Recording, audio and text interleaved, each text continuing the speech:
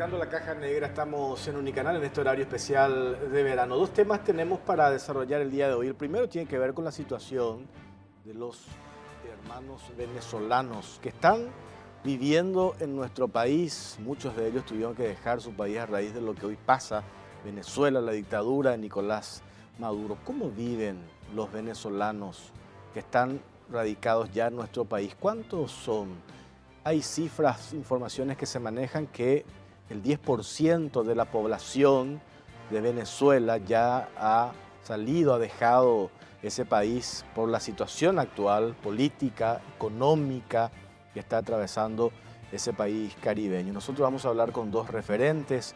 Uno de ellos es el presidente de la Asociación Civil de Venezolanos en Paraguay, el otro es un residente, y también tenemos testimonios de los venezolanos que están ya viviendo en el Paraguay, y también cuál es la opinión que tienen ellos acerca de esta decisión asumida por el gobierno de Mario Abdo Benítez de romper relaciones diplomáticas con Venezuela. Esto que ha generado también un debate interesante a nivel local.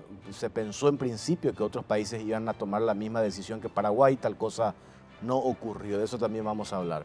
Y el segundo tema tiene que ver con una denuncia que hacen funcionarios de la Industria Nacional de Cemento, sindicalistas, acerca de una dudosa licitación. Hay olor a fato, a un sobrecosto de alrededor de $1 millón en la compra del producto denominado coque, que es un derivado de petróleo que usa uno de los hornos de la cementera estatal. Los funcionarios están pidiendo que intervenga Contraloría General de la República.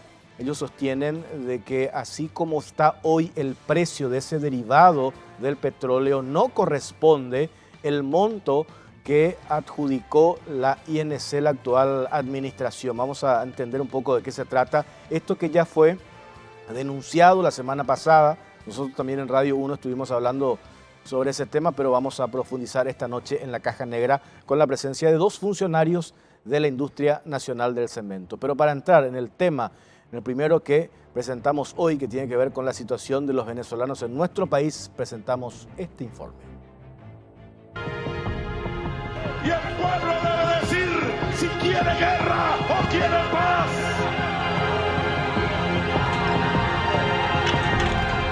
Confío en la justicia de mi país. La diáspora de venezolanos, una tragedia humanitaria que precisa miradas solidarias. El éxodo de venezolanos, considerado ya una tragedia humanitaria, es imparable. No hay cifras oficiales, aunque muchos organismos han hecho aproximaciones de lo que representa la diáspora de venezolanos por el mundo. Una de las cifras más impactantes es la que revela la opositora Asamblea Nacional de Venezuela. Según sus cálculos, el 10% de la población del país sudamericano ha abandonado el país para establecerse en otras tierras. Entre 5.000 y 5.500 personas abandonan cada día Venezuela con destino a Colombia y otros países de la región, destaca el alto comisionado de las Naciones Unidas para los Refugiados, ACNUR, que subraya un aumento en las cifras en importantes puertos fronterizos como el colombiano de Cúcuta. Señalan que la cifra de migrantes podría no reflejar el total real, ya que muchos venezolanos pasan las fronteras de forma irregular y no hay cifras oficiales de salidas por parte de Venezuela. Se calcula que miles de venezolanos permanecen sin documentación o permiso para residir legalmente en países de acogida. Esto los hace particularmente vulnerables a la explotación, la trata de personas, la violencia, el abuso sexual, la discriminación y la xenofobia. Las condiciones de los migrantes se han hecho aún más precarias con el avance de la devastadora crisis, cuyos visos de solución aún no se vislumbran. Desde la Agencia de las Naciones Unidas para los Refugiados se solicitó a los gobiernos latinoamericanos que garanticen el acceso de venezolanos a sus países a través del estatus de refugiado. Algunas proyecciones de organismos internacionales apuntan a que en 2019 otros 2 millones de venezolanos podrían abandonar su país debido a la crisis económica y política. En Paraguay, de acuerdo a los datos proveídos por la Dirección de Migraciones, se otorgaron hasta el momento 25 radicaciones temporales a ciudadanos venezolanos, 746 permanentes y 57 también permanentes. Según consta en los registros de la institución, desde el 2013 se nota un aumento progresivo del número de venezolanos que han ingresado al país, pero con la característica de que solo un número reducido ha ido quedando en el país. Del total de 19.853 venezolanos que ingresaron en los últimos 6 años al Paraguay, consta que 16.425 volvieron a salir. Sobre la diferencia de 3.428, se cree que o continúan irregularmente en suelo paraguayo o se han trasladado hacia el Brasil. El gobierno de la República de Paraguay adopta hoy la decisión de romper relaciones diplomáticas con la República Bolivariana de Venezuela. El gobierno de Paraguay decidió romper relaciones diplomáticas con la República Bolivariana de Venezuela. Ningún otro país tomó la decisión de romper relaciones diplomáticas con Venezuela, a pesar de considerar al régimen de Maduro como una dictadura. Y el pueblo debe decir si quiere guerra o quiere paz.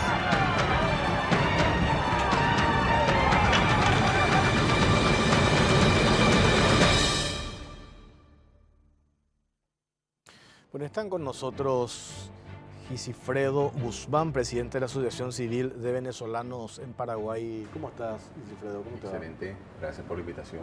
Gracias a vos por estar. También está Alejandro Martínez, venezolano residente en nuestro país. Alejandro, ¿cómo estás? Buenas noches. Muchas gracias por la invitación y un gusto poder estar acá.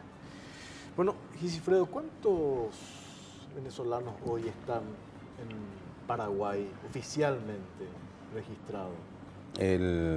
Según los movimientos migratorios, tal cual como acabamos de ver en el video anterior, habla de más de 3.000 venezolanos. Sin embargo, nosotros en la asociación llevamos un registro de 1.220 personas aproximadamente que están acá en Paraguay.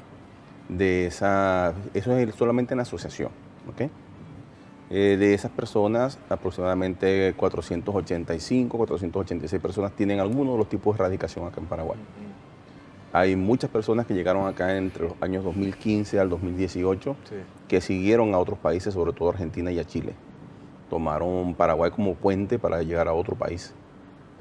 Esa es parte de la condición o de la característica del migrante venezolano acá a Paraguay. También tenemos que prácticamente entre un 92 a un 95% de los venezolanos que llegan son profesionales universitarios. El otro porcentaje son personas que, si bien no tienen una profesión, tienen oficios o tienen mucha experiencia en diferentes artes. Tenemos personas acá que son pintores, escultores, tenemos personas acá que son músicos, algunos de ellos músicos de carrera profesional, con inclusive doctorados en cada una de sus áreas. En la Orquesta Sinfónica de acá de Asunción, acá en Paraguay, tenemos varios músicos venezolanos. Sí. Y tenemos también una cantidad de personas que vinieron a invertir en este país. De hecho, te digo, como ya que mencionaste lo de los músicos, uno de los profesores de piano, una excelente persona profesional de mi hija, es venezolano. O sea, hay de todo, ¿verdad? Están de diferentes profesiones, de diferentes, incluso niveles sociales, llegaron ya a radicarse en nuestro país. Sí. La gran cantidad de venezolanos, porque se caracterizó la migración venezolana en Paraguay, porque vinieron varias oleadas, 4 oleadas, pudiéramos decirlo así. Una primera fue hace 40 años, 17 años, 18 años, que son personas que conocieron Paraguay porque sus parejas son paraguayas o vinieron hacia Paraguay a jugar fútbol y se quedaron. La segunda sería de esos personas inversores y profesionales que vinieron entre el año 2002 hasta el año 2010.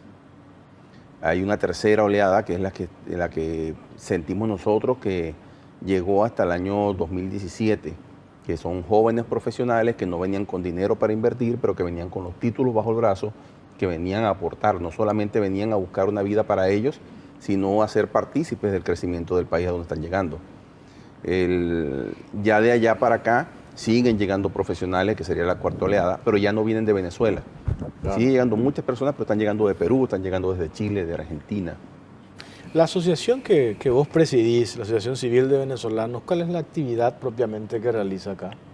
La función principal de la asociación es lograr la legalidad de los venezolanos acá, que ellos tengan el estatus migratorio según lo que establece la ley 1938 y la ley 978. Esas son sus funciones primordiales. ¿Y cómo está de parte de las autoridades dar las condiciones para que el venezolano que llegó acá tenga este estatus migratorio? Hasta el momento nos hemos reunido con personal de la Cancillería, de Relaciones Interiores, de Migraciones e Identificaciones. Y hemos llegado a ciertos acuerdos con respecto al tema de la documentación. Te digo acuerdos por lo siguiente.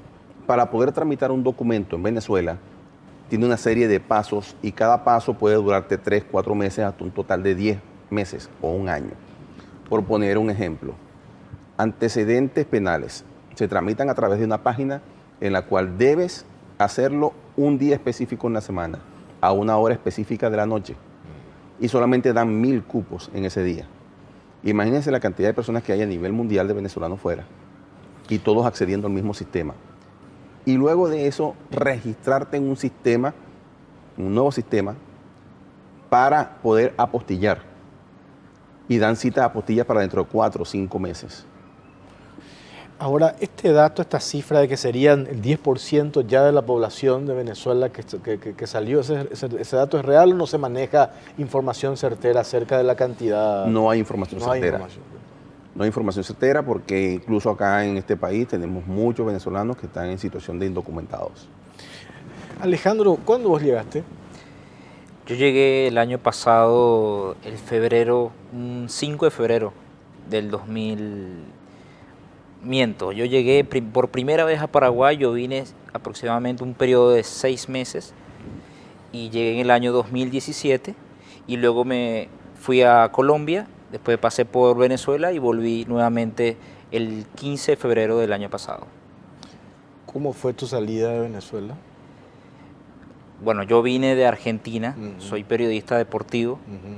me recibí en la Universidad Nacional de La Plata y producto a eso tengo familiares acá y pude venir, conocer esta hermosa tierra que me ha brindado muchas oportunidades, como también a Gisifredo, a mis paisanos, y se caracteriza por una tierra que tiene amor, felicidad y solidaridad. Uh-huh. Ahora, ¿cuál es la percepción ustedes, supongo yo, de que están mejores informados, por supuesto que nosotros siguiendo paso a paso lo que pasa en su país? ¿Cómo se soluciona esto? ¿Tiene que necesariamente, como dicen los venezolanos, tienen que resolver su problema entre los venezolanos? ¿Tiene que haber una intervención de afuera? ¿Cuál es la lectura que tienen y cómo ven el futuro de Venezuela, Alejandro? Hay dos cosas que hay que atacar. Lo primero es limpiar un movimiento político que ha estado dañado durante muchos años. Y el renacer de una clase política tiene que ir por la juventud. Hoy está todo saturado porque las personas no confían en las nuevas caras que está asumiendo hoy Venezuela, en figuras políticas. Y ir en contra de eso tiene que haber un derramamiento de sangre, lamentablemente, porque por las fuerzas y por las vías pacíficas no tiene ninguna salida al gobierno venezolano. Porque de hecho ya se intentó de todo, ¿verdad? O sea, desde una manera pacífica, ¿verdad? Ya se ha aprobado, ya.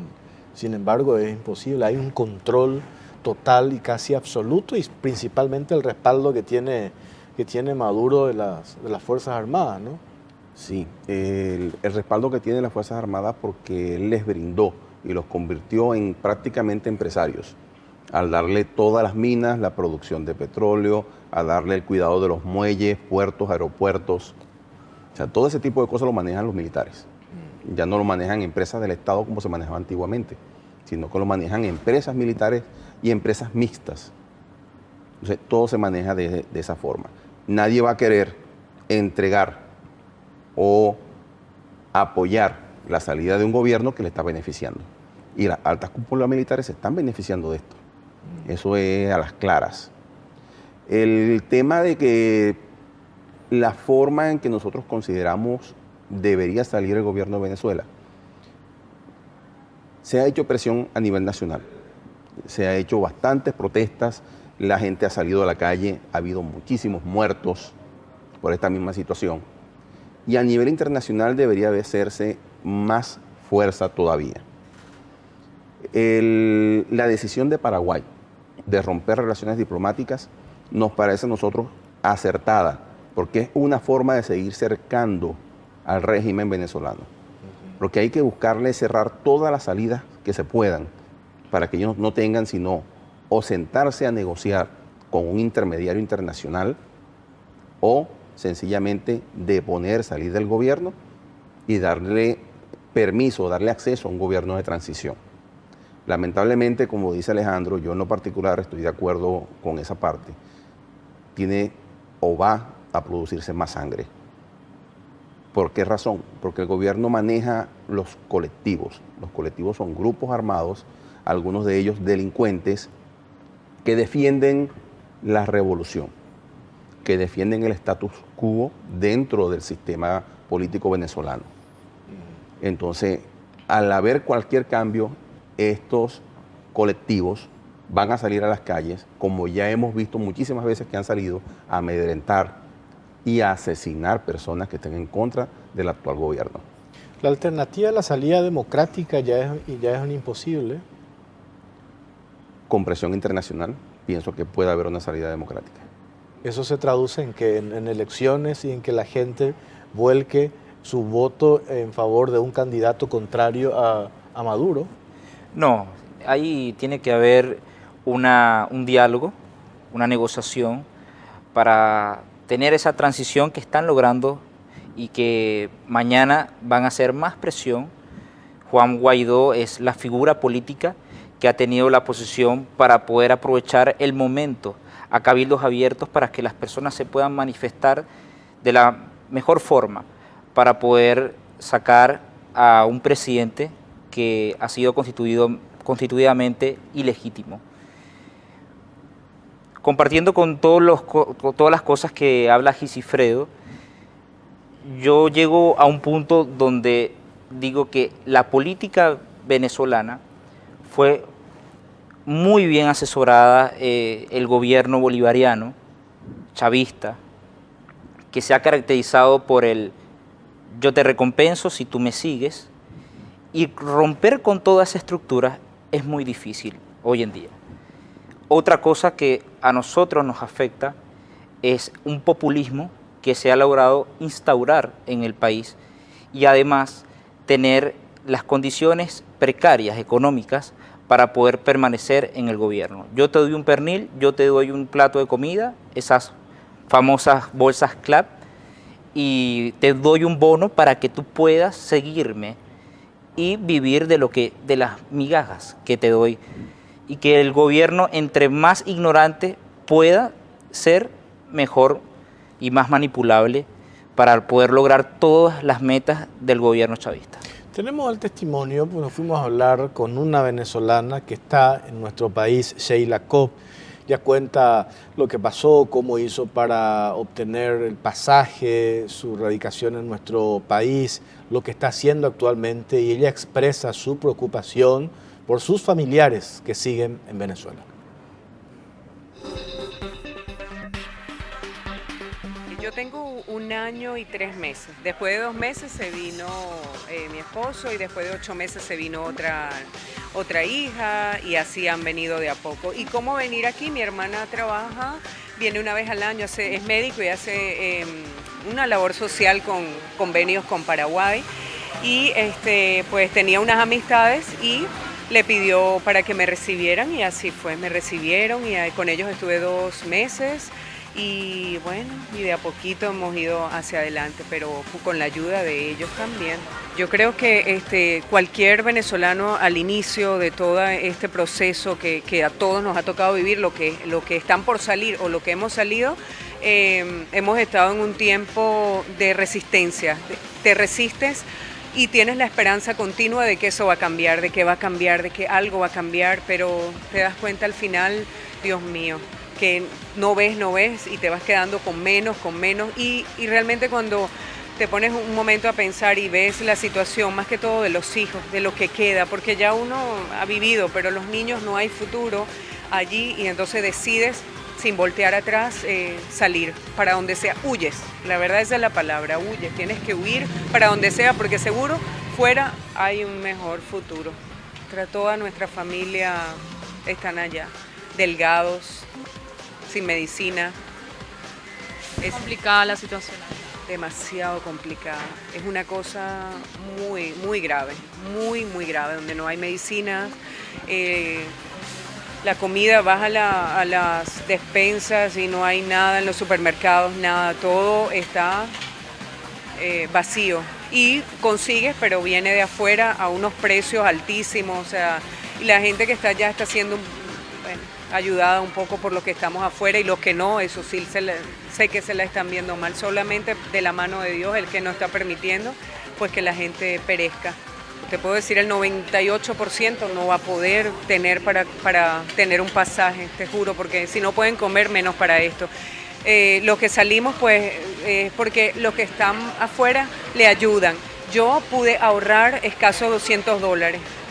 Y entonces llegué aquí con algo menos porque me tomé una gaseosa en el camino. Entonces llegué con menos, pero gracias a que fui acogida, ¿verdad?, en este hogar y no me faltó nada. El paraguayo realmente se caracteriza por ser extremadamente bondadoso, se alegra del extranjero, cosa que jamás pensé, al principio me parecía extraño, porque tanto amor, porque tú vienes allá, ¿verdad? Tú vienes allá de que se pierde un poco ese cariño y entonces llegas aquí, Dios mío, con aquel amor. A mí me han llegado aquí, mira, con frazadas, con comida, con medicina, con todo eso y el amor se siente. Se alegran mucho de que estés bien. Gracias. No, se alegran, te preguntan y nada más que tú le digas que estamos mejor, se alegran y dicen, bueno, gracias a nosotros, ustedes también. Pero ha sido muy, muy satisfactorio ver que hay tanta alegría, pasan por aquí, dicen, ¿sabes? Me alegro mucho de que estén bien, de que hayan prosperado, de que hayan traído a sus hijos y eso es lindo, no te sientes solo. Para mí no me sentí sola, me sentí entre familia. Gracias a Dios, así fue.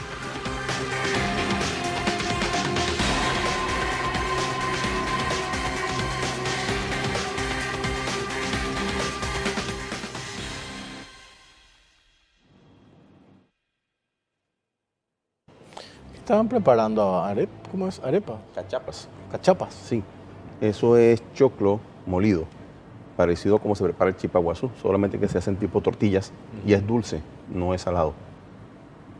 ¿Es percepción mía o muchos se instalaron ahí en la zona de la Avenida de la Victoria, en el barrio San Pablo? En la Victoria solamente los he visto a ellos, no he Solo visto, a ellos, ¿no? sí, pero en Lambaré sí están varios paisanos que tienen negocios. En Fucpar de Burucuyá también está otro. Sí, sí. En República de... la República de la Arepa. La República de la Arepa. La República de la Arepa. Que por cierto están ahora en San Bernardino también. Están, sí, es Sí. verdad, es verdad. Y así de a poco se han ido colocando. En Lillo también está otro muchacho más, entonces, frente a un gimnasio que está allí. A nivel de gastronomía sí hay bastante diversidad.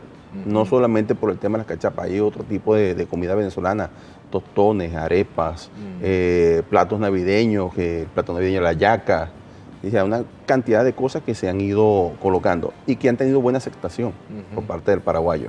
Qué bueno. ¿Cómo llega Venezuela a esta situación?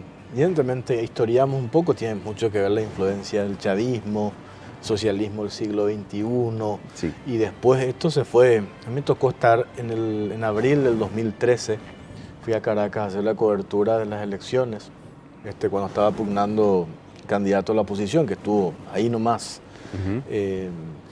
Y vi una Venezuela en el estado de ánimo, el ciudadano en su dignidad golpeado, en el sentido de que cuando desde el Estado se utilizan los recursos para comprar conciencias, entonces ahí la gente pierde la dignidad. Sí, esa es una percepción. ¿Y cómo llegan a eso los venezolanos? ¿Cómo llega Venezuela a eso, Alejandro? Bueno, hay que comprender la historia, ¿no? Desde el año 1999, Chávez asumió la presidencia de Venezuela y trabajó hasta el 2002, que después le dio una cara política diferente, donde instauró un socialismo y un populismo de regalarle todo al venezolano por el barril de petróleo que estaba en su máxima producción, y después todo lo que acarreó de la regalía, de los bonos, de las pensiones, y el venezolano se empezó a acostumbrar a todas esas cosas, y cuando se dio cuenta ya era demasiado tarde para poder accionar, porque dependía mucho de un Estado que se encargó de trabajar profundamente en la conciencia de todos los venezolanos. Hay una discusión incluso dentro del partido actual de gobierno, del Partido Colorado. Recién dijiste que ustedes acompañan esta decisión del Poder Ejecutivo, de la ruptura de las relaciones diplomáticas con Venezuela. Algunos dicen que se hubiese mantenido no haber retirado la embajada, en el sentido de esa manera acompañar también lo que se está haciendo desde la Asamblea Nacional. ¿Ustedes qué dicen? Sé que decís que están de acuerdo, pero ¿nos hubiese seguido de todos modos con una posición radical, crítica al régimen dictatorial de Maduro, pero manteniendo allá la sede de la embajada? ¿Eso no hubiese sido lo más conveniente? Yo pienso que ya no estamos en una posición de sentarnos a negociar o que el gobierno se sienta a negociar con otro gobierno. Aquí sencillamente ya hay que dictarles pautas para que el gobierno cese en lo que está haciendo, el régimen cese en lo que está haciendo ya en Venezuela. Y la medida de presión que está utilizando Paraguay es una medida así, muy fuerte, que nos afecta mucho a nosotros los venezolanos, porque muchos de los venezolanos, mal que bien, a través de los servicios consulares, podían legalizar sus documentos. Pero también al mismo tiempo sabemos que todo esto es consecuencia de las acciones que inició Maduro prácticamente desde cuando hubo la caída con el gobierno en el año 2010 acá en Paraguay. Todo eso es parte de la historia. Tú hace un momento le preguntabas a Alejandro con respecto a cómo fue que se comenzó a llevar lo del socialismo, cómo se fue profundizando, cómo nos dejamos caer en esto. Sencillamente cuando vemos que un gobierno dice, el empresario ganadero tal tiene 10.000 cabezas de ganado, esas son demasiadas cabezas de ganado para una sola familia, vamos a expropiarlo y vamos a dividirlo entre los peones que están allí. Y así comenzaron ellos a dañar todo el aparato productivo, desde el momento de la producción hasta la comercialización y la venta minorista, ocupándose de todos los estamentos, llegando al punto de expropiar la principal cadena de supermercados allá de Venezuela. Claro. Una cadena de supermercados que tiene más de 40 locales, más de 40 sucursales. Entonces, ya estamos en el punto de que la forma de negociar con el régimen venezolano tiene que ser una negociación de fuerza.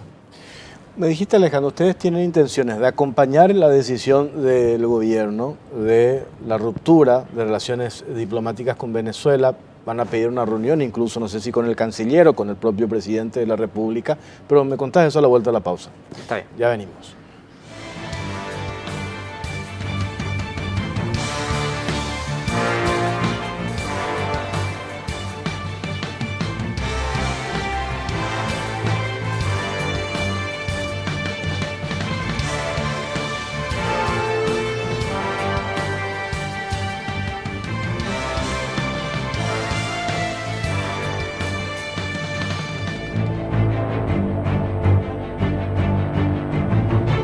Bueno, seguimos en la caja negra. Alejandro, antes de que respondas eso que te preguntaba, tenemos esto que dijo, hicieron una consulta al presidente Mario Abdo Benítez. Hoy, él está participando del Foro Económico Mundial que se hace en Davos, en Suiza. Un periodista le abordó sobre el tema de Venezuela, si habría un reconocimiento de Juan Guaidó, titular de la Asamblea Nacional, como el presidente legítimo de Venezuela, y esto fue lo que dijo. Mi pregunta es muy sencilla. Si la Asamblea Nacional decide juramentar a Juan Guaidó, ¿sus gobiernos lo reconocerían como el presidente legítimo de Venezuela? Gracias. La pregunta es sencilla. Adelante. Presidente Abdo Benítez. Ahí está mi ministro de relaciones exteriores conmigo. Y por su mirada veo que quiere que sea diplomático, pero no lo voy a hacer. Nosotros reconoceríamos al señor Audio como presidente, porque creo que tenemos que enviar un mensaje claro. Ese mensaje va a contribuir al equilibrio y a través de ese equilibrio la consecuencia puede ser el gran diálogo. Todo lo que contribuya a la liberación de Venezuela va a tener el voto y el apoyo de la República del Paraguay.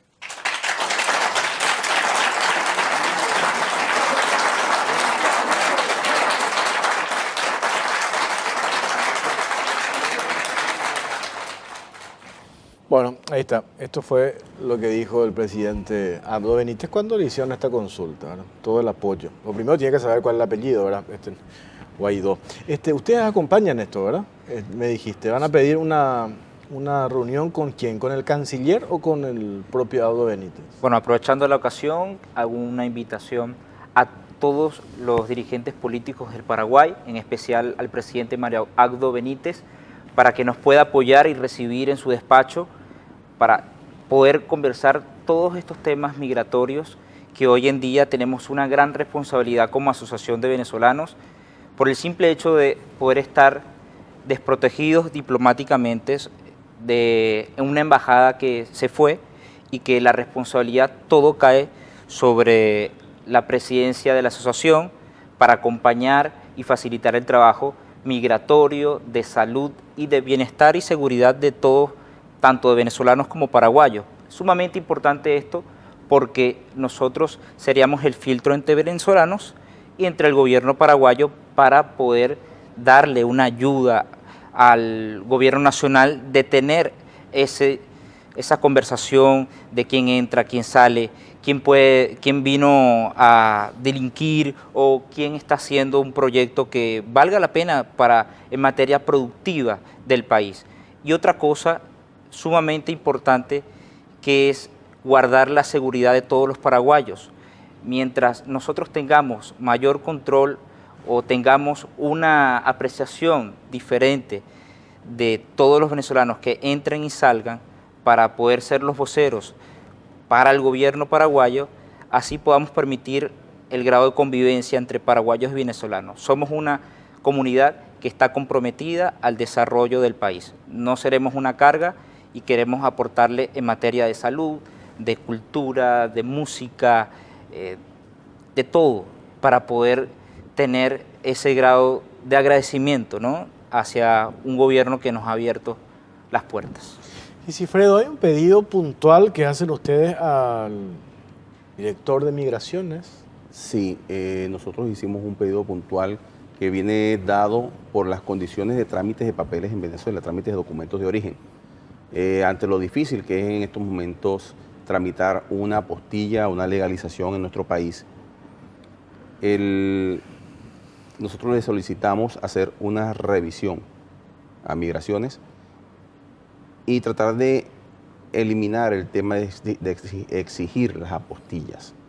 Los documentos venezolanos... ¿Las apostillas qué son? La apostilla es una legalización a través de un convenio de La Haya que permite que los documentos que se tramiten por ese sistema puedan ser aceptados en más de 160 países en el mundo. Eso es difícil, hoy ya no se consigue en Venezuela. Es sumamente complicado, claro. Se tarda hasta 9 meses en obtener un documento. ¿Sabe cuánto se tarda en obtener un documento apostillado en Paraguay? Menos de 10 días. Para que vea la gran diferencia. Los antecedentes penales, las legalizaciones de los documentos universitarios, todo eso se pueden verificar a través de unos códigos que emiten las diferentes páginas. Ahí pueden ver si el documento es legal o no es legal, sencillamente colocando el código QR o colocando los códigos de barra dentro de esa página y verificando. Esas son páginas que son de los organismos venezolanos, son páginas de allá, o sea, no son páginas que nosotros manejemos. ¿Ya le llegaron a plantear esto? ¿Le pidieron ya al director de Migraciones? Sí, se lo pedimos por escrito. ¿Y cuál es el retorno que tienen? Estamos esperando respuestas del director de Migraciones, pero hasta el momento han sido muy receptivos con nosotros, con decirle que se están poniendo al día con toda la cantidad de erradicaciones represadas durante las 5 administraciones anteriores, porque la Dirección de Migraciones tuvo 5 directores el año pasado. Claro. Y el que se está poniendo ahora con todo esto al día es el nuevo director.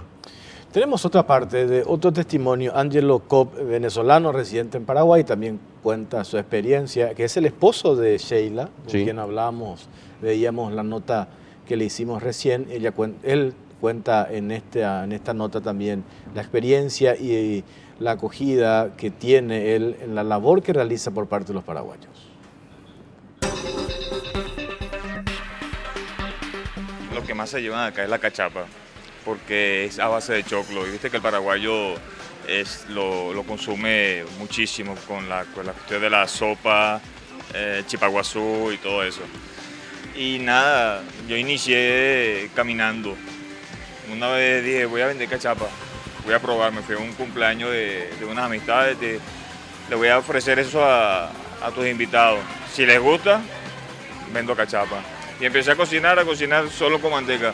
Y dame otra, y otra, y otra, y dije, esto es lo que voy a hacer yo. Nosotros antes estábamos acá a 2 cuadras sobre la vereda. Yo trabajaba en una heladería, que es la dueña de la heladería nos ayudó, fue la que nos ayudó acá en todo. Y nada, después que salía de la heladería me ponía afuera con mi esposa, de a poquitico, con una plancha más chiquitica, y ahí empezamos y la gente llegaba, pedía. Llegaba, pedía. Nosotros siempre hacíamos un poco, y al que pasaba así tipo los súper, para que probaran. Y ahí iban, hasta que gracias a Dios les gusta muchísimo la cachapa. Tenemos 4 platos, pero el que más llevan es este. ¿Cuáles son los otros? El otro es la arepa, que es con harina de maíz precocida, tipo una hamburguesa, y esa va rellena al gusto del cliente también. El otro es el patacón, ese se hace con el plátano, ese lo estamos sacando para que la gente vaya probando. Al principio le tiene un poco de temor, pero después que ya prueban, no, divino. ¿Y el otro? Pequeño, unos bastoncitos de harina rellenos con queso mozzarella y se mojan en salsita de ajo. Ese se vende por ración. Excelente, excelente. El trato acá, yo no he tenido maltrato de nadie, más bien demasiado meloso, dulce paraguayo cuando viene y te habla y se siente, te transmite que están alegres por ti. A mí me pasan mensajes por Facebook. Nosotros tenemos una página en Facebook y en Instagram y hay muchísimos comentarios de apoyo solidario y yo me pongo a leer y yo me erizo, me emociono de tantas cosas lindas que ponen en los comentarios.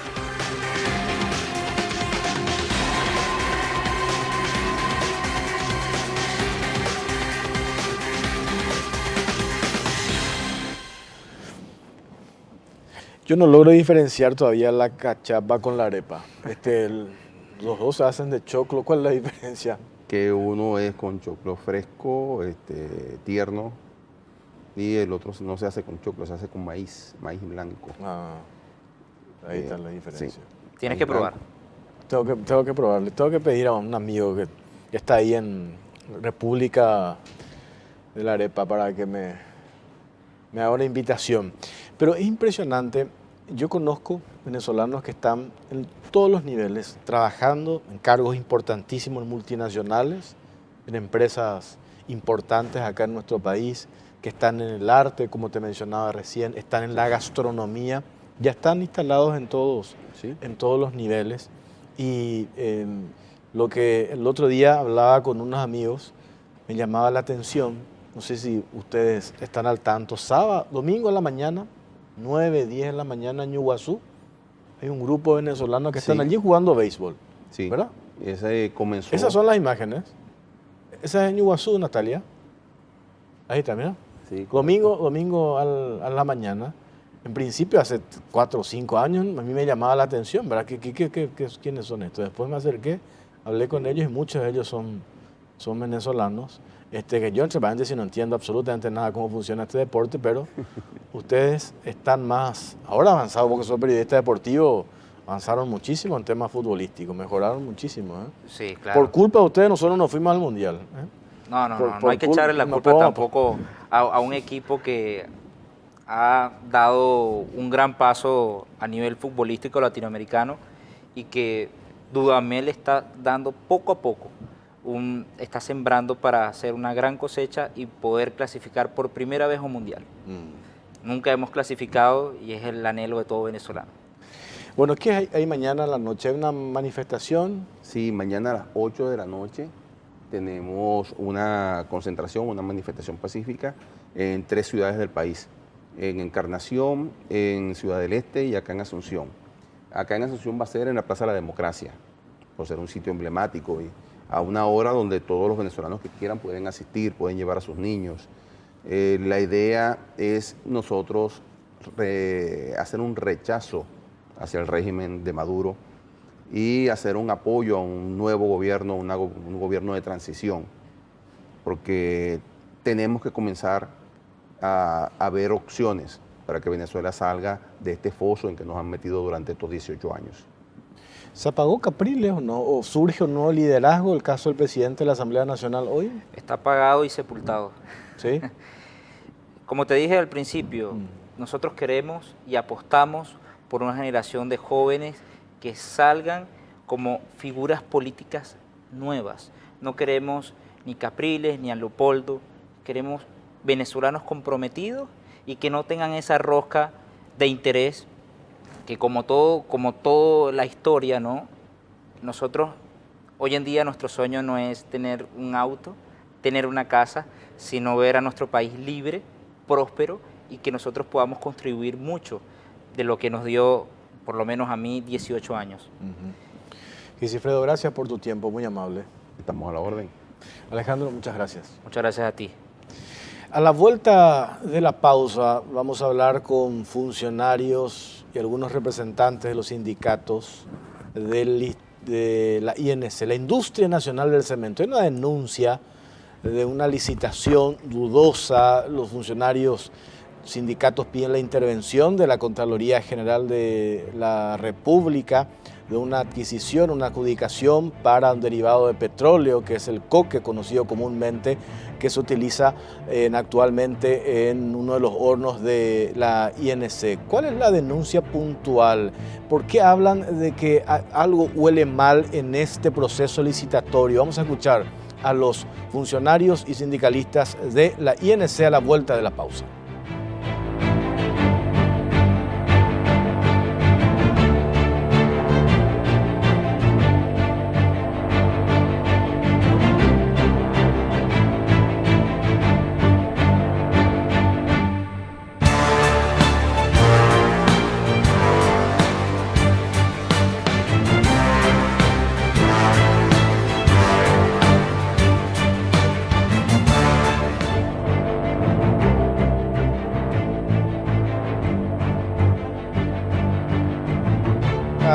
Negra, el segundo tema estábamos anunciando, ya están con nosotros funcionarios de la INC, la Industria Nacional del Cemento. Nosotros preparamos un informe porque el disparador de todo este tema tiene que ver con una licitación, ya una adjudicación, piden ellos la intervención de la Contraloría General de la República. Uno de los insumos que tiene que utilizar la cementera, hablan de un sobrecosto. Para entender de qué se trata, preparamos este informe.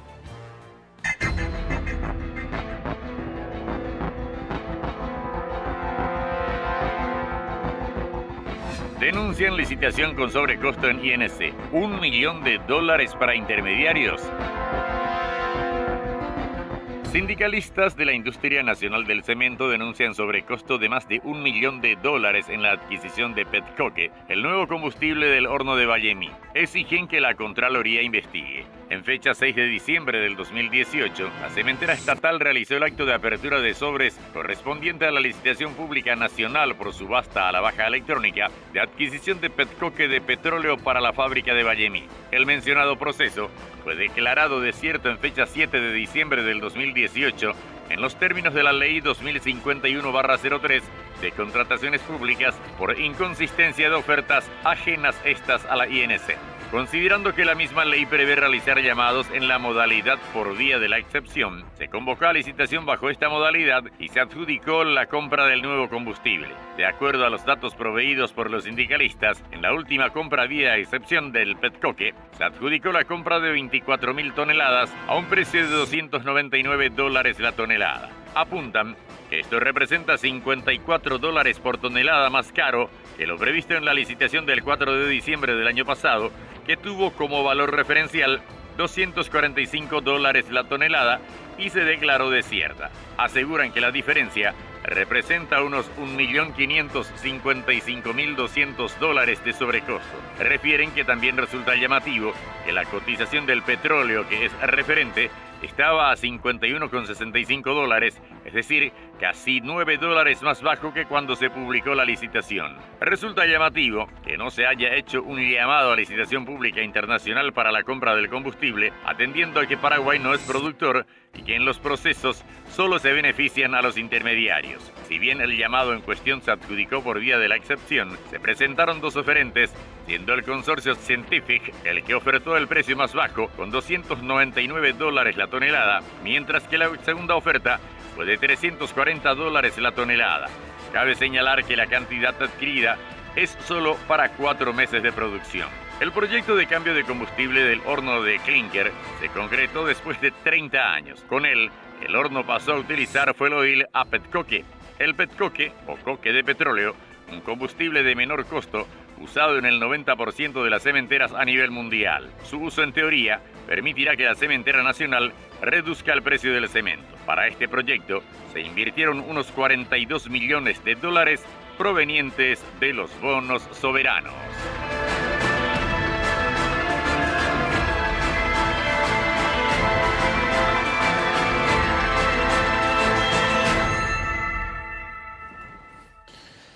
Bueno, están con nosotros Ladislao García, funcionario de INC. ¿Qué tal, Ladislao? ¿Cómo te va? Bien, ¿qué tal, Jorge? Gracias por la invitación. Santiago Ojeda, jubilado, recientemente jubilado de INC, funcionario. Vos viniste desde Vallemí. Así es, desde Vallemí. Muchas gracias, Santiago. Y también está Jorge Bóveda, otro funcionario de la INC. ¿Qué tal, Jorge? ¿Cómo estás? ¿Qué tal, Jorge? Bueno, este tema saltó hace ya un par de semanas, una denuncia. ¿Cómo descubrieron este caso? Bueno, el llamado a licitación nos llamó la atención cuando llamaron por primera vez a una licitación pública nacional. Ahí empezó el problema, ¿verdad? Tenía que ser una licitación pública internacional, porque sabemos que este producto no tenemos en Paraguay. Entonces ahí nos llamó la atención porque se llamó licitación pública nacional, es directamente para favorecer a los intermediarios. Y después este llamado se hizo el 13 de noviembre del 2018. El 6 de diciembre del 2018 se hace apertura de sobre. El 13, 12, 18 se declara desierta la licitación. Y llamativamente el 13 se declaró desierta y el 12 de diciembre, a través de una carta interna del gerente industrial, pide que se llame a una licitación por vía de la excepción por urgencia impostergable. Entonces ahí nosotros pensamos que el 13 se declara desierta la licitación y el 12 ya se tenía preparado la nota para argumentar el pedido de urgencia impostergable. ¿Y de dónde sale este monto de los $1 millón? Por la diferencia en que, teniendo en cuenta el precio actual de ese derivado del petróleo que no corresponde a lo que en realidad se pretende pagar. Sí, el precio referencial era de $2.45 cuando llamaron la licitación y se adjudicó a $2.99 con un sobrecosto más o menos de $54 la tonelada. Y 24.000 toneladas, más o menos 20%, calculamos que 28.000 por ahí iban a traer. Entonces, más o menos 1.200.000, 1.500.000 de sobrecosto para la industria. ¿Y cuál es la empresa que finalmente salió beneficiada? Sanfield GT. Y llamativamente Sanfield GT fue la empresa que cuando esta administración agarró en septiembre, se le dio una licitación de clinker de 60.000 toneladas, que sin tener la representación de la empresa proveedora, una empresa turca. Y por eso llegó a la INC al quiebre de stock y al quiebre o al desabastecimiento a mediados de noviembre. Sanfield GT es y llamativamente Sanfield GT es el que gana la licitación del PECO, que como premio prácticamente le dieron otra vez a él.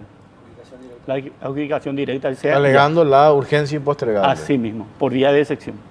Ahora, ¿a partir de cuándo, Santiago, nosotros dónde usamos el coque? ¿Para qué planta?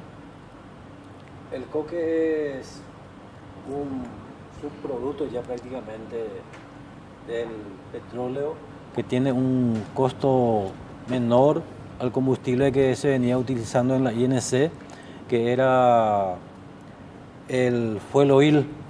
Y justamente por el menor costo y casi el mismo poder calorífico que el fuel oil, se decidió utilizar por cuestiones de reducción de costo el petcoque. Y para ello se tuvo que montar toda una planta procesadora de petcoque de tal manera a que con la utilización de este nuevo combustible en el horno que produce el clinker en Vallemí se pueda reducir sustancialmente el costo de producción de clinker, que es prácticamente el producto final para la fabricación de cemento. Al clinker se le agrega, en este caso, sí o sí, yeso, y también nosotros estamos utilizando puzzolana y caliza para elaborar nuestros productos. Nosotros veíamos con muy buenos ojos el hecho de que se cambie el combustible utilizado. ¿Cuántas denuncias hemos escuchado cuando se compraba fuel oil? Se llegó al punto, me acuerdo, en gobiernos, en administraciones anteriores, se compraba fuel oil de una funeraria. Siempre había denuncias de algún fato detrás con la compra de fuel oil. Cuando se hace el cambio del producto a utilizar por el coque, bueno, yo dije, termina la historia de los fatos en la INC. Pero ahora resulta que se da esta adjudicación de esta manera, mínimo muy llamativa, ¿verdad? En esas condiciones, por lo menos que ustedes están denunciando, y teniendo en cuenta esas consideraciones del precio que hace referencia, ¿de cuánto? ¿$54? Sí, depende del barril, del precio del barril. Y ahora todos sabemos que está bajando. Está bajando, ¿verdad? Está bajando, baja el gasoil, baja la nafta, todo está bajando. Y llamativamente el precio del coque sube. Ese es nuestro... No va a terminar las irregularidades en la adquisición de combustible para el uso del horno mientras existan intermediarios. Porque acá se nota claramente de que el llamado a licitación se hizo solamente a nivel nacional. Y nosotros no tenemos en el Paraguay producción de petcoque. Entonces se tendría que haber hecho una llamada a nivel internacional para que los proveedores originales tengan la posibilidad de ofertar. Y lógicamente se supone que tratándose de proveedores originales el precio va a ser menor. Una cuestión de sentido común. Claro. Desde luego. Y en este caso, este sobrecosto, estamos hablando, la lógica te dice por la intermediación. Y estamos pagando de más $1 millón, ¿verdad? Así mismo. Pudiendo invertir para otras cuestiones mucho más urgentes en la cementera. La INC está prácticamente en quiebra técnica financiera, lo dijo el mismo presidente. ¿Cómo es que nos dicen que hoy estamos en una especie de quiebre financiero de la INC cuando veíamos números por lo menos muy alentadores, cuando nos decían que se habían hecho inversiones importantes? ¿Cómo llegamos a esto, Jorge Boda? Sí, llegamos a eso porque en el año 2013 se registra la condonación de la deuda que tenía la INC con el Banco Central del Paraguay. La deuda con el Banco Central del Paraguay resultó del cambio de una deuda externa que se tenía con el Club de París por la construcción de la planta. Se convirtió en deuda interna con el Banco Central del Paraguay por 224.000 millones. También se condonó la deuda que la INC tenía con el MOPC para la provisión de cemento para la ruta Concepción-Vallemí. Esto suma 270.000 millones que fue condonado a la industria nacional del cemento. El sentido común justamente nos dice, cuando te es condonada una deuda, eso va a beneficiar a la situación financiera de la empresa, al patrimonio de la empresa. Sin embargo, la administración que se hizo cargo en agosto de 2013 realiza, digamos, manipulaciones contables y registró esa condonación y castigó al activo de la empresa.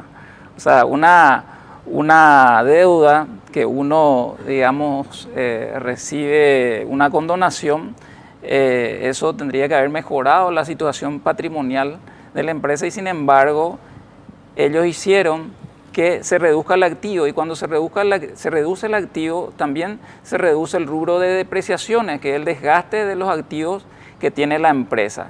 Las depreciaciones forman parte del costo de producción y entonces de esa forma se generó una reducción artificial de los costos de producción y con ello una supuesta ganancia, que más bien una ganancia contable, y a partir de ahí se fueron registrando ciertos superávit, que por cierto no son también números muy fantásticos, pero la maquinaria publicitaria del anterior gobierno hizo aparecer como si fueran grandes ganancias y resultó ser una manipulación contable. En su momento, el Senado de la República hizo un pedido a la Contraloría General de la República para hacer un examen especial de la evolución del patrimonio neto de la empresa.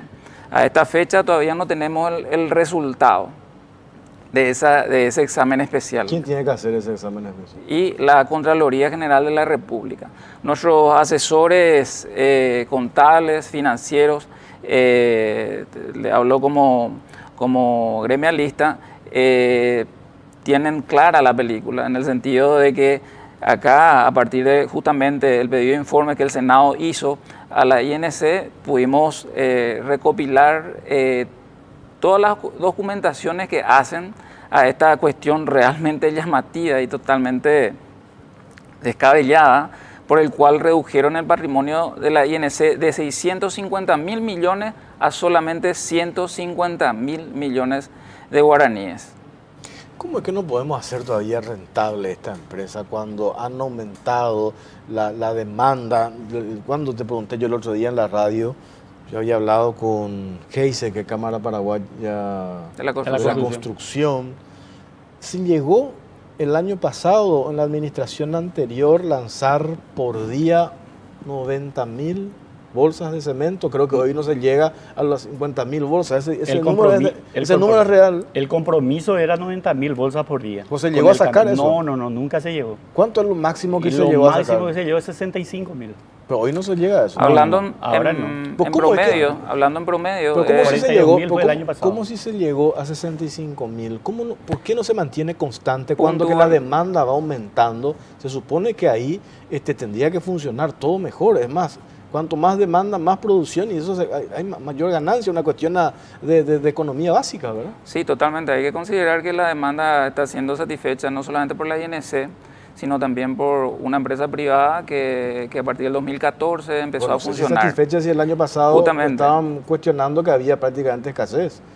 Sí. Los primeros días de diciembre, por lo menos. Porque la INC no produce lo que tiene que producir. Por falta de... por imprevisión, por negligencia, por lo que sea. Esta administración, por ejemplo, no puede decir que llegó a un quiebre de esto, puesto que son los mismos gerentes que estaban los 5 años, están todavía con el nuevo presidente. En INC se cambió solamente el presidente, pero el equipo sigue completo. Y en INC vos un año antes tenés que prever todo. Tenés que tener, ahora por ejemplo con el PERCOT, 24.000 es para 4 meses.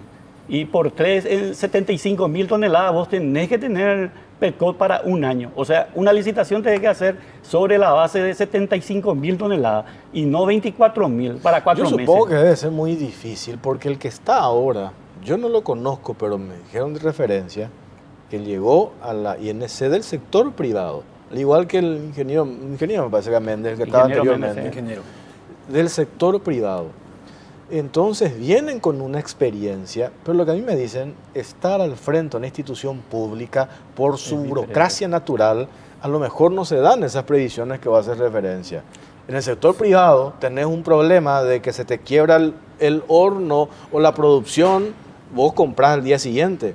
Sin embargo, en el sector público tenés que hacer este proceso burocrático y hacer este llamado como corresponde. Hay plazos que se tienen que respetar. No podés vos hacer esto que hiciste, el llamado vía excepción. Supongo que la ley 2051 contempla, ¿verdad? Pero ¿qué pasó? ¿Por qué declaraste desierta y un día antes vos ya tenías preparado hacer tu compra directa, ¿verdad?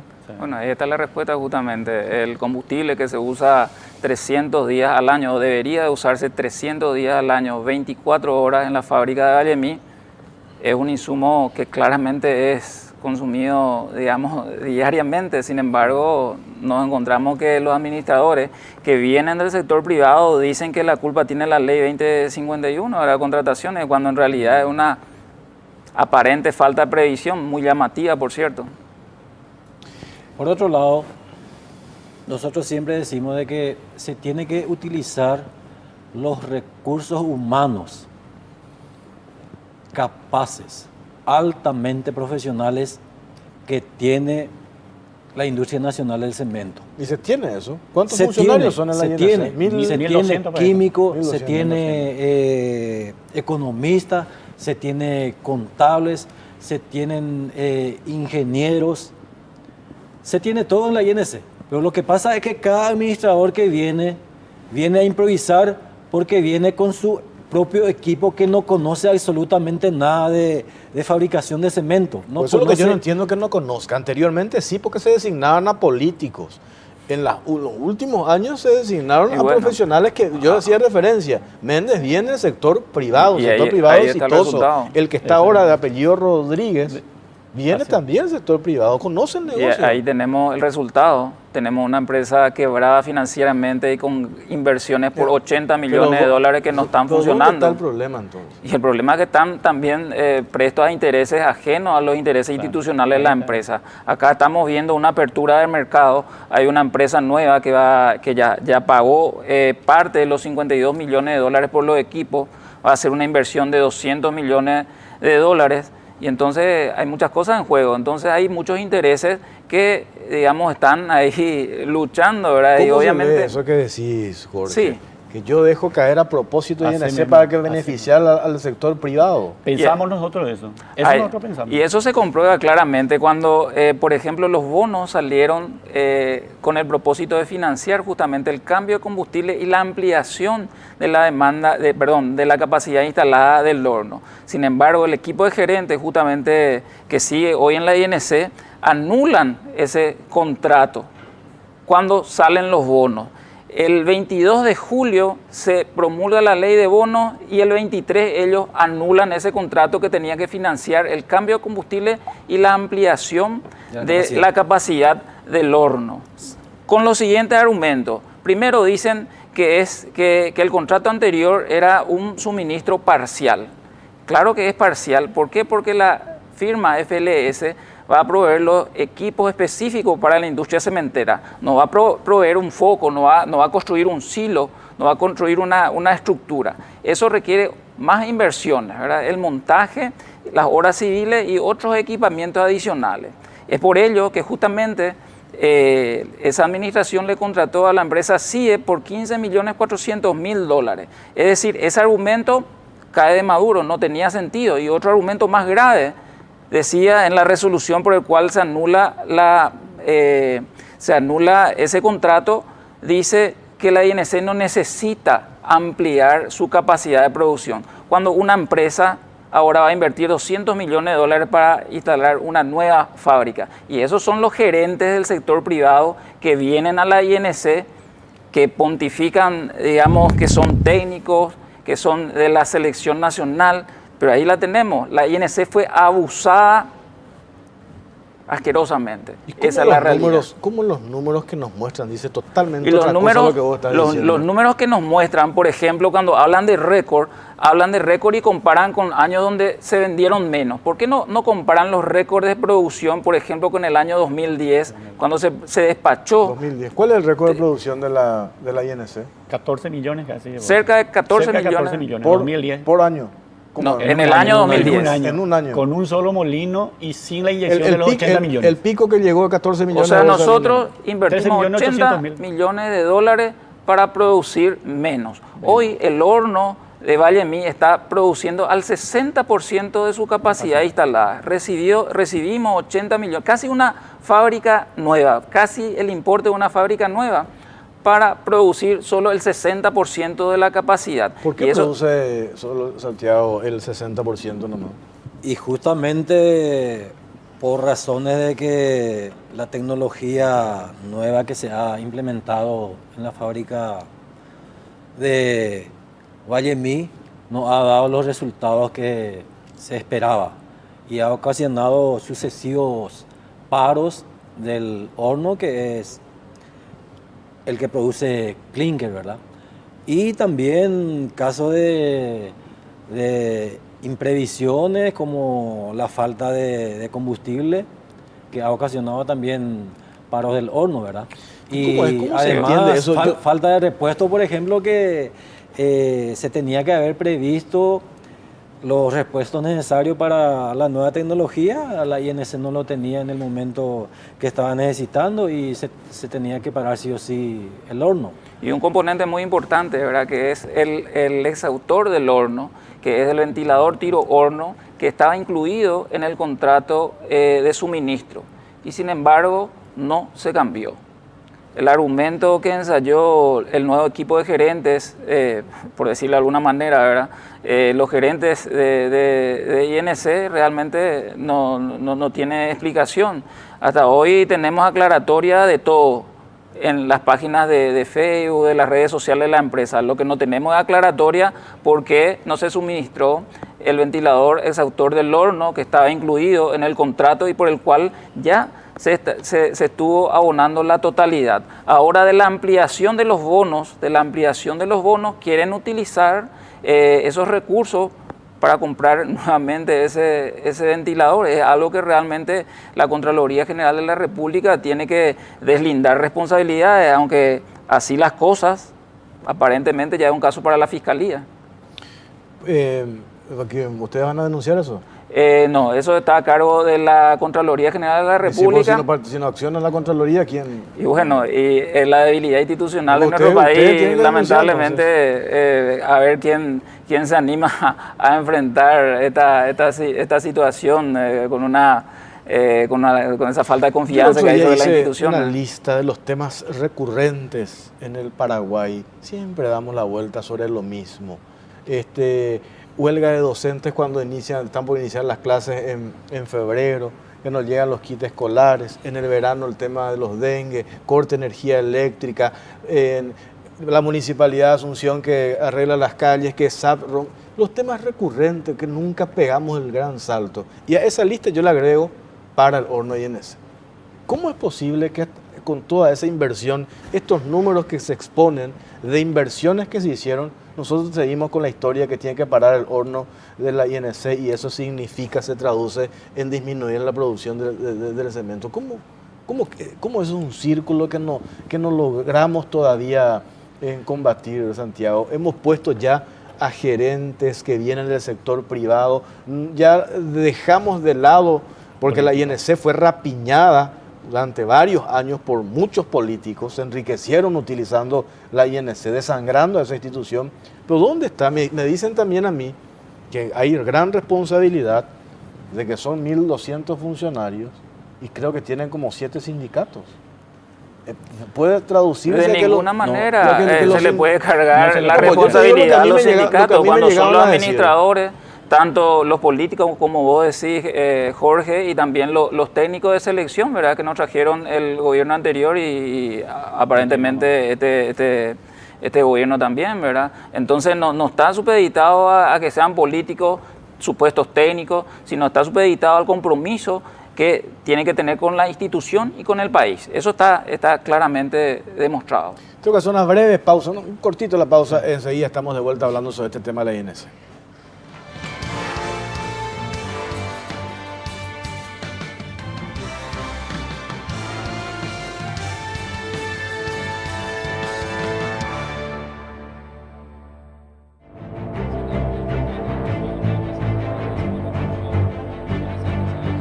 Bueno, seguimos en la caja negra. ¿Qué querías decir, Santiago? Sí, nosotros siempre decimos en la INC que los administradores aparte de ser honestos, tienen que ser transparentes. Aparte de ser transparentes, tienen que ser patriotas. Y aparte de ser patriotas, tienen que ser eficientes. Porque la INC es una empresa que produce cemento y no basta la honestidad, ni la transparencia, ni el patriotismo si no hay eficiencia. Se tiene que producir para poder vender. Y esta fórmula mágica es lo que hasta hoy día no estamos encontrando. Y es más, nosotros siempre nos acostumbramos a denunciar las irregularidades existentes dentro de la industria nacional del cemento. Pero en la mayoría de los casos no tenemos eco. Sigue reinando la impunidad. A la impunidad en todas las instituciones públicas, la Oberja Bahía, la Ñaneretame. Porque la persona o comete hechos de corrupción, Ñamondo y Arajogabe, Ñamondo a la cárcel, Betacumbu, pero aprender a servir más de ejemplo.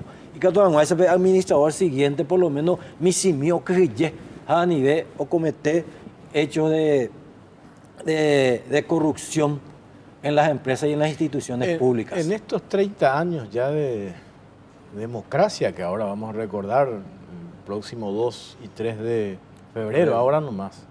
En 30 años, ¿cuántos presidentes pasaron por la cementera, por INC? Y anteriormente, todos vinculados a hechos de corrupción, o la mayoría por lo menos, para no meterlos a todos. Todos vinculados a un hecho de corrupción. Yo le pregunto a ustedes, que vos que ya te jubilaste, que tenés, ya pasaste por varias administraciones, un expresidente de la INC que haya ido preso.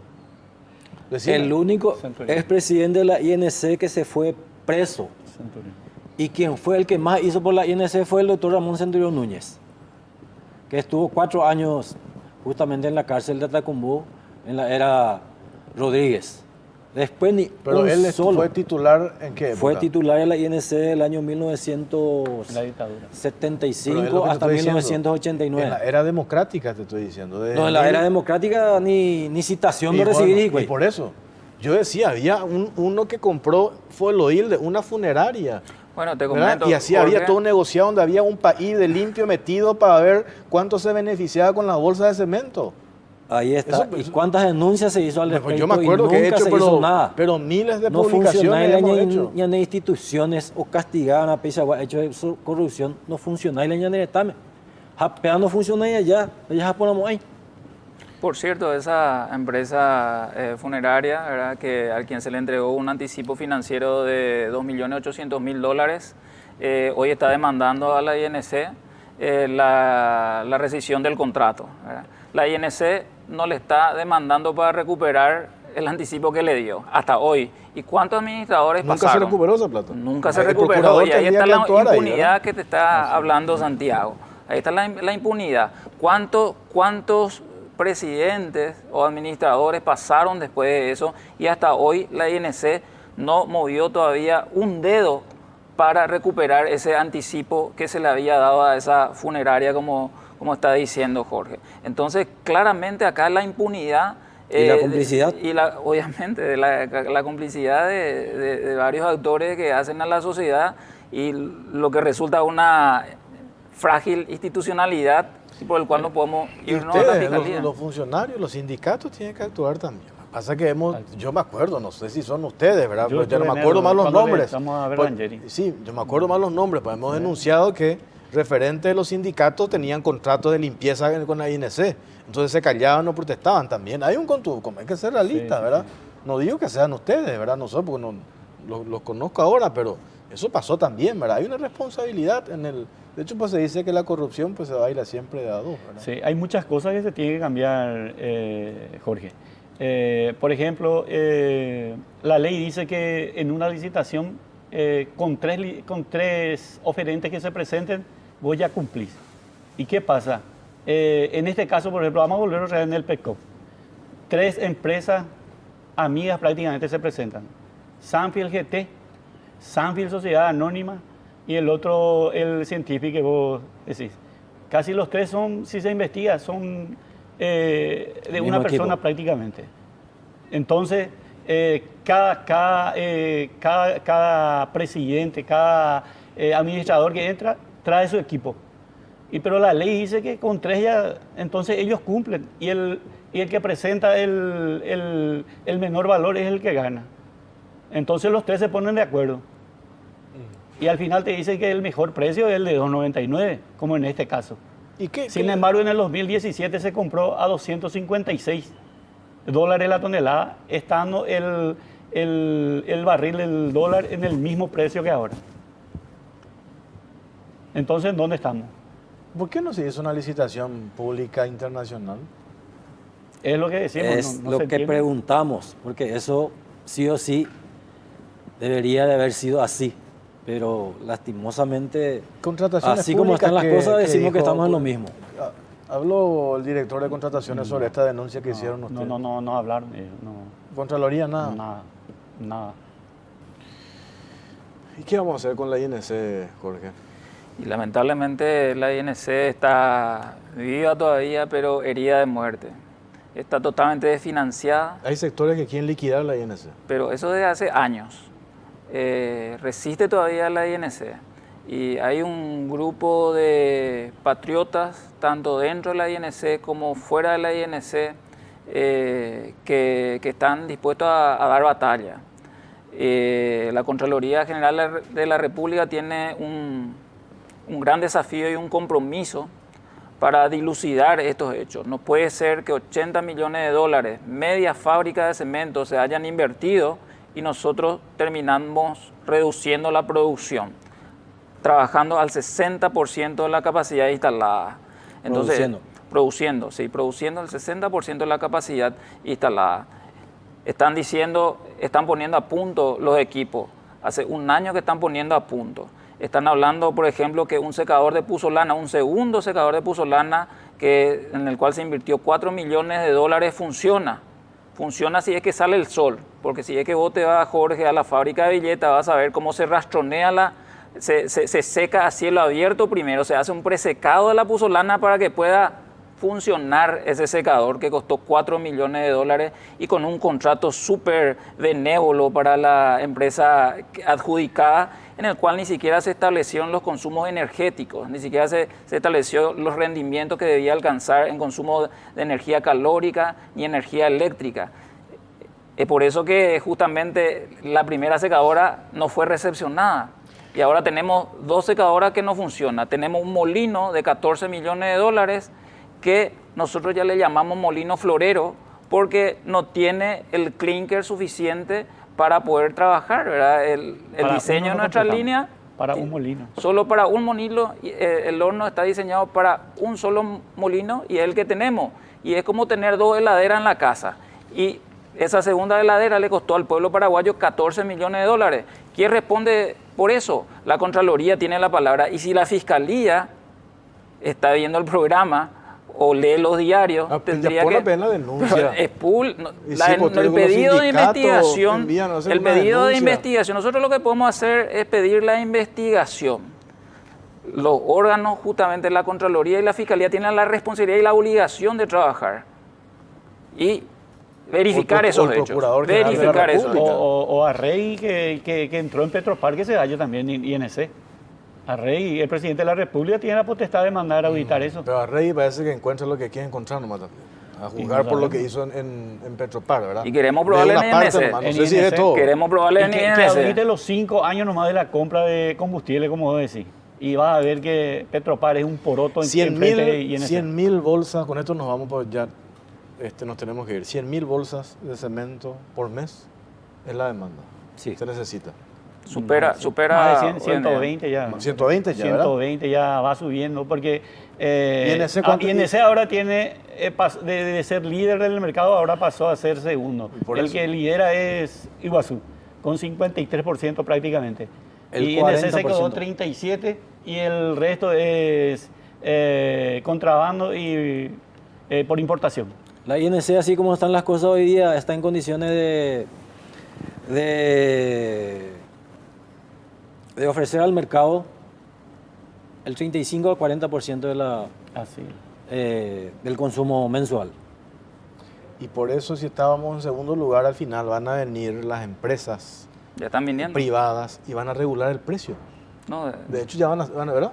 de hecho, ahí va a desaparecer INC. Y va a desaparecer. INC y van a monopolizar Si es que el no mercado. cambia radicalmente de administración. Bueno, gracias, señores. A usted. Muchas gracias. Gracias, Jorge, por la invitación. Gracias por acompañarnos. Nos reencontramos el próximo martes en otro capítulo de La Caja Negra. Buenas noches.